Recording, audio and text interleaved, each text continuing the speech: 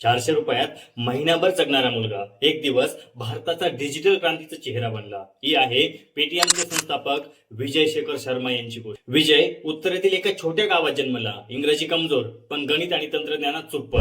IIT Allahabad मध्ये शिकायला आला, पण इंग्रजी येत नसल्यामुळे त्याची खिल्ली उडवली जायची.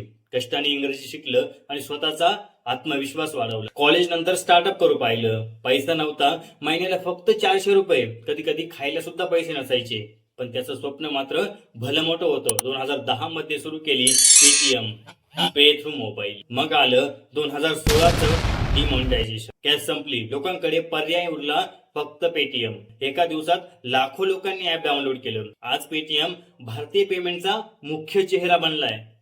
सगळं शक्य झालं कारण एक स्वप्नाळू मुलाने सगळ्या अडचणींना तोंड दिलं आणि कधीही हार मानली नाही. इंग्रजी कमी असली तरी चालेल, पण इच्छाशक्ती मोठी असली पाहिजे. संघर्ष जितका मोठा, जिंकण्याचा आवाजही तितकाच मोठा.